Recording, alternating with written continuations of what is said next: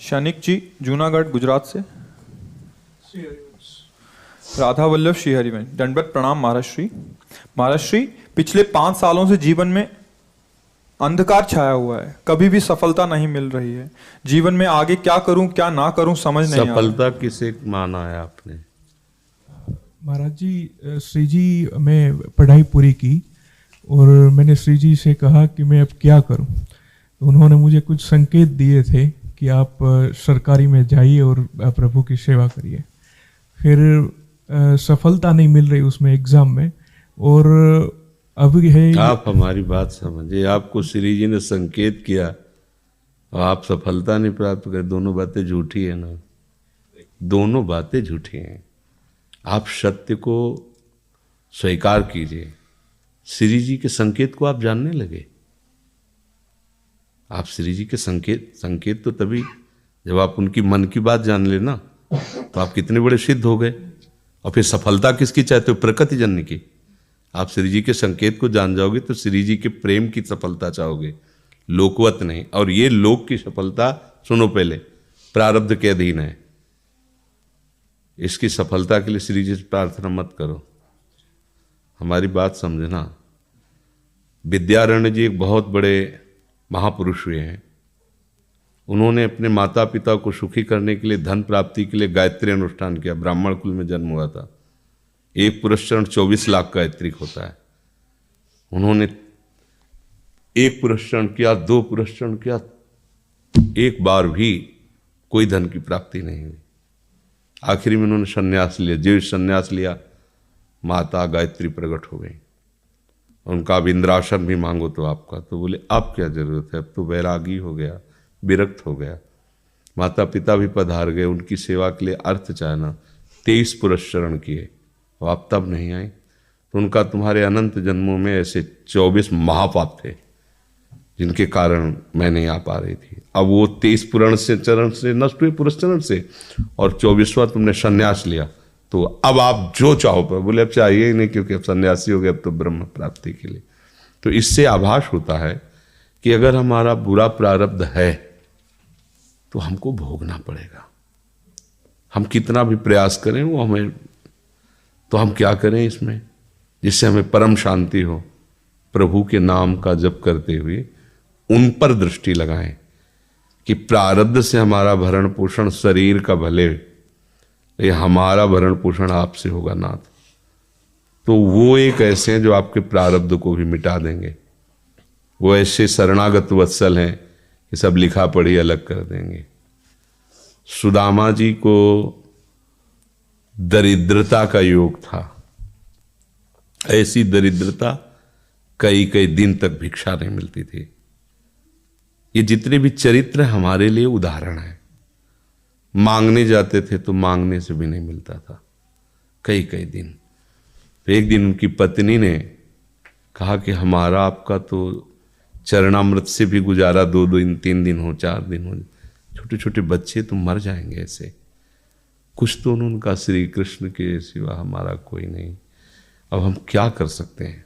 प्रारब्ध जब बिगड़ता है ना, वो कोई सफलता नहीं होने देता। तो एक दिन श्री रुक्मिणी जी प्रसाद ठाकुर जी को भोग पा रही थी, वो ऐसे रोक दिया, उदास हो गए। तो उनका, प्रभु ऐसी स्थिति हमने जब जब आपकी देखी, तो किसी भक्त को जब कष्ट होता है तब आपको ऐसे देखा है। कौन सा भक्त है और क्या कष्ट है? तो का एक सुदामा नाम के हमारे मित्र हैं, कई दिन से भोजन भी उनको। प्रभु आपके मित्र और मैं आपकी दासी, महालक्ष्मी का अवतार रुक्मिणी, आप हुक्म कीजिए, लोक लोक की संपत्ति वहां। बोले उसको चाह नहीं है, हमारे मित्र को चाह नहीं है, और चाह ना होने पर हम विवश हैं। अगर वो चाह कर ले तो सारी व्यवस्था हो जाए। तो बोले पैदा करो जाके चाह। बोले उनके हृदय में तो नहीं पैदा कर सकते, हम भी, क्योंकि जिस हृदय में भगवान का आश्रय और निरंतर चिंतन है, वहां माया की चाह नहीं होती। बोले उनकी पत्नी के हृदय में, बोले प्रयास करते हैं जाके। भगवान संत वेश में गए, भिक्षाम दे, वो निकली। अतिथि का सत्कार करना गृहस्थ का धर्म होता है। हाथ जोड़ा और कहा, हम असमर्थ हैं, आपको भिक्षा नहीं दे सकते। क्यों? बोले हम अपवित्र हैं, हमारे ऊपर सूतक लगा हुआ है। किस बात का सूतक? हमने एक पुत्र जन्मा है। तो ठीक है, हम 10-12 दिन बाद आ जाएंगे। बोले नहीं, आजीवन अपवित्र रहेंगे। तो ऐसा कौन सा? बोले दरिद्रता रूपी। विद्वान की पत्नी है तो ऐसे उनका दरिद्रता रूपी पुत्र का जन्म, अर्थात सीधे कि मैं नहीं दे सकती या देने योग्य नहीं, ऐसा न कहीं कहा, मैं अपवित्र हूं। तो उनका दरिद्र कैसे हो सकती हो? जिनके पति के मित्र द्वारिकाधीश भगवान श्री कृष्ण है, वो दरिद्र कैसे हो सकता है? एक बार कहो ना अपने पति से। चले गए। जो सुदामा जी आए तो उन्होंने कहा कि देखो, आज एक अतिथि आए थे, उनको मैं कुछ नहीं दे पाए, मुझे बहुत कष्ट है कि मेरे पुत्र और आए हुए अतिथि का भी हम स्वागत नहीं कर सकते, उनका भरण आपके मित्र द्वारिकाधीश प्रभु श्री कृष्ण है। सुदामा जी ने कहा, बोले चले जाओ ना, वो कुछ न कुछ सहयोग कर देंगे। तो बोले हम ऐसे मित्र नहीं बनाए कि वो हमारा सहयोग करें, कभी नहीं, मर जाऊंगा, पर उनसे ये नहीं कहूँगा कि आप हमारा। बोले मत कहना, दर्शन के लिए तो चले जाओ, वो सुना है इतने उदार हैं कि वो जाने पर ही दे देंगे। सुदामा ने कहा दर्शन के लिए तो जा सकते हैं, बहुत दिन हो गए, ठीक है, पर मित्र के पास जाए तो कुछ लेके जाना चाहिए, मेरे पास तो कुछ नहीं है ना। पड़ोस में जैसे किसी से मांगने गई तो, अरे समय जब बिगड़ता कोई नहीं होता साथ। एक ने थोड़ी उदारता दिखाई तो चावल पछोरने पर जो आगे कणका होते चावल के, जो प्राय वो लिए सुदामा जी ने कहा हमारे प्रभु भाव के भूखे, कुछ ले जाएंगे, खाली हाथ तो नहीं है। पोट्री में सारांश में बता रहे हैं, द्वारपालों ने देखा कि हड्डी हड्डी शरीर में कई जगह से फटे वस्त्र, बेवाई फटी हुई, मतलब दिखाई दे रहा था दरिद्रता की मूर्ति है। तो उनका किससे मिलना है तुमको? तो उनका श्री कृष्ण से। बोले संभाल के बोलो, क्योंकि पार्षद है, अनंत कोट ब्रह्मांडों के नायक प्रभु के ऐसे बोले कोई श्री कृष्ण कोई ऐसे गली आए, उनका जाके तो तुम बोलो ना, श्री कृष्ण से जाके कह दो कि एक सुदामा नाम के ब्राह्मण आए हुए हैं। पार्षद गए, वो प्रभु बड़ा अजीब आदमी है, आपका नाम बिना किसी सभ्यता के ले रहा है।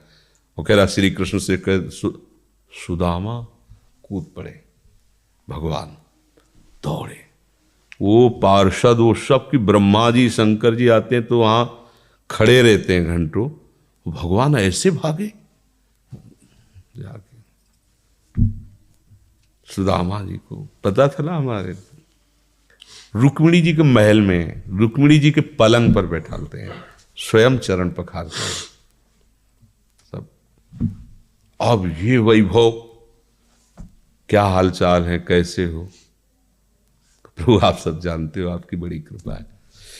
तो ब्याह हो गया, हाँ ब्याह भी हो गए, बच्चे भी हो गए। हमारे पास आए हो तो कुछ तो लाए ही होगे। अब वो सड़े से कपड़े में चावल, कैसे बड़ी बड़ी वो वैभव, महारानियां सब भगवान का। चुप ऐसे बोले, देखो फिर चूक कर रहे हो, हमारे हिस्से की चोरी पहले की थी और फिर चूक कर रहे हो। और उन्हें हिम्मत नहीं पड़ रही थी, इतने महामहिम प्रभु को कैसे हो तंदुर। भगवान ने ऐसे छीला, ओहो आज तक मुझे ऐसा स्वाद नहीं मिला। भगवान बड़ाई कर रहे, देखो रुक्मिणी जी की आंखों में आंसू आ गया उधर से। भगवान पकड़ लिया हाथ, बस प्रभु हम आपकी सिवा नहीं रह सकती हो। भगवान तो सुदामा जी का स्वागत समान कुछ दिन, अच्छे कपड़े पहनाए। जब चलने लगे ना तो भगवान की तरफ वो देखते, मतलब कामना नहीं, पर कि देखा पत्नी कह रही थी जाओगे कुछ न कुछ, चले प्रभु, हाँ ठीक है। इधर से ऐसे चले जाना, हाथ भी खाली। प्रभु ने कहा देखो ये कपड़े जो है ना महंगे हैं, रास्ते में तुम्हें चोर बदमाश, तुम अपनी पोशाक पहने इनको उतार दो। बोले बड़ी कृपा, कपड़े भी उतार रहे और रास्ते में सोचे देखो निगेटिवली सोच रहे, मेरे श्री कृष्ण मुझे कितना प्यार करते हैं। उन्होंने इसीलिए नहीं दिया कि दरिद्र कहीं संपत्ति पाकर मतवाला होकर मुझे भूल न जाए। मुझे कितना प्यार करते हैं, प्रभु के प्यार में मगन होकर सुदामा पूरी खड़ी जैसे द्वारिका। तो उनको भ्रम हुआ कि मुझे लगता है चलते चलते मैं पुनः द्वारिका आ गया। तो वहां पूछ रहे हैं कि ये किसका है। भगवान के पास विधाता है, उनका प्रभु ये तो गलत हो गया, इनके भाग्य में हमने लिखा था क्षय श्री, ऐश्वर्य का नाश, जीवन में नहीं ऐश्वर्य, क्षय श्री। भगवान ने उसका उल्टा कर दिया यक्ष श्री। जैसे कुबेर का अथाह धन का खजाना, त्रिभुवन का खजाना वही है कुबेर के पास, जैसे कुबेर का खजाना यक्ष श्री।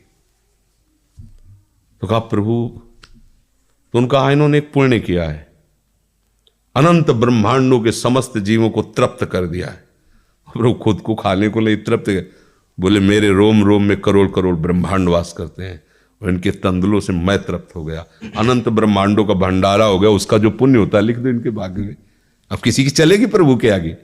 तो एकमात्र प्रारब्ध को मिटाने वाले भगवान है, कर तुम अकर तुम अन्यथा कर तुम। तो आप भगवान की शरण होकर उनका नाम जप कीजिए और उनसे प्रार्थना कीजिए कि आपको उचित लगे तो समस्या का समाधान कर दीजिए, नहीं तो मुझे समस्या से लड़ने का बल और विवेक दीजिए, बात बन जाएगी।